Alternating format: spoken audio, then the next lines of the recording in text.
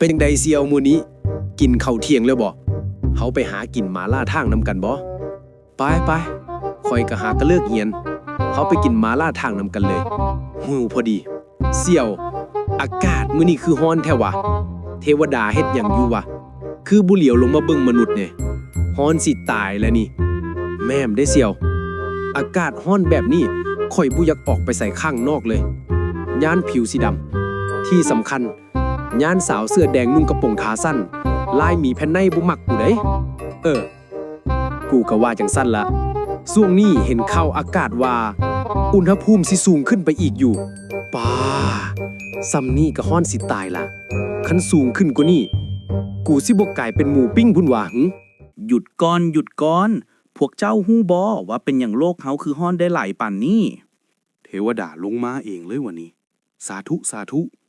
ข่อยบ่แม่นเทวดาข่อยแม่นหน่วยโลกเจ้าฮู้บ่ว่าโลกเฮาแต่ก่อนสวยงามและอุดมสมบูรณ์เพียงใดในน้ำมีป่าในนามีข้าวอากาศบริสุทธิ์หายใจเข้าแล้วรู้สึกเย็นสดชื่นผู้คนใช้ชีวิตเรียบง่ายพึ่งพาธรรมชาติอยากกินหยังก็สามารถไปหามากินจากป่าจากแม่น้ำโลกใบนี้เต็มไปด้วยความสุขความสงบและความอุดมสมบูรณ์แต่มามื้อนี้สิ่งเหล่านั้นกำลังค่อยๆเปลี่ยนไปธรรมชาติที่เคยเขียวสดงดงามก็เริ่มกลายเป็นสีเทาน้ำที่เคยใสก็เริ่มขุ่นแล้วและอากาศที่เคยหายใจที่บริสุทธิ์ก็เริ่มเต็มไปด้วยควันและฝุ่นป่าไม้ที่เคยเขียวก็ถูกตัดเพื่อขยายตึกอาคารแม้แต่ขั้วโลกเหนือและขั้วโลกใต้น้ำแข็งที่เคยเป็นภูเขาสูงใหญ่ก็ค่อยๆละลายเพราะโลกร้อนมีขั้วโลกและสัตว์น้ำจำนวนหลายกำลังสูญเสียถิ่นอยู่อาศัยปาโทในปัจจุบันนี้มันคือห้ายแหงแท้ข่อยบ่เคยฮู้มาก่อนเลยแล้วเฮาจะมีวิธีใดแน่ที่สามารถแก้ไขปัญหานี้ได้แม่นบอกแน่เฮามีวิธีใดแน่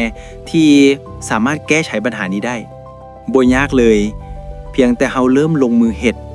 คนผู้เดียวอาจจะเฮ็ดได้บ่หลายแต่ถ้าหลายคนร่วมแรงร่วมใจกันแม้แต่สิ่งเล็กๆน้อยๆก็จะกลายเป็นพลังอันยิ่งใหญ่ได้เฮาอาจจะเริ่มจากการปลูกต้นไม้ดูแลสิ่งแวดล้อมลดการใช้พลาสติกแยกขี้เนื้อให้ถูกวิธีและรักษาความสะอาดรอบตัว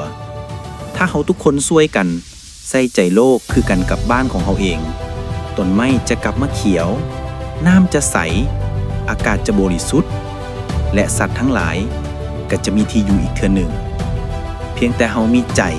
ที่อยากให้โลกดีขึ้นโลกของเฮาก็จะกลับมาสวยงามและอุดมสมบูรณ์คือเก่าอย่างแน่นอน